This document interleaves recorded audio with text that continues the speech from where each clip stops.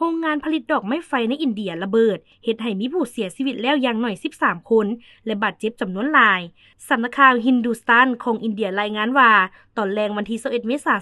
2026เกิดเหตุระเบิดอย่างรุนแรงอยู่โรงงานและสร้างเก็บเมียนดอกไม้ไฟในเขตทริสเซอร์รัฐเกรละ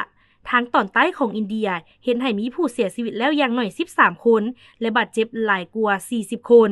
ในนั้นมีผู้บาดเจ็บสาหัสหลายคนที่กำลังได้รับการปิ่นป่วยอย่างใกล้ชิดในเบื้องต้นสถานที่ดังกล่าวเป็นบ่อนผลิตดอกไม้ไฟเพื่อกักเก็บใส่งานเทศกาลทริสเซอร์ปูรัมซึ่งเป็นงานประเพณีใหญ่ประจำปี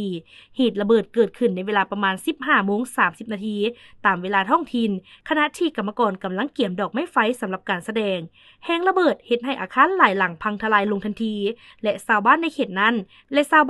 นให้การว่ารับรู้ได้ถึงแรงสั่นสะเทือนคือกับเกิดแผ่นดินไหวท่านนารินทรา โมดี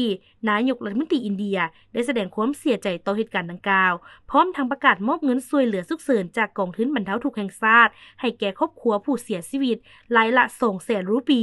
และผู้บาดเจ็บคนละ 50,000 รูปี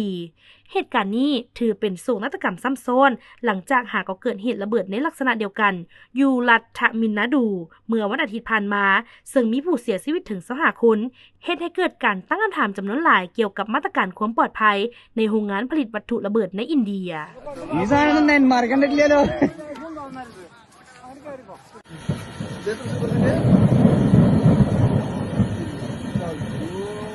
fire force में किट नहीं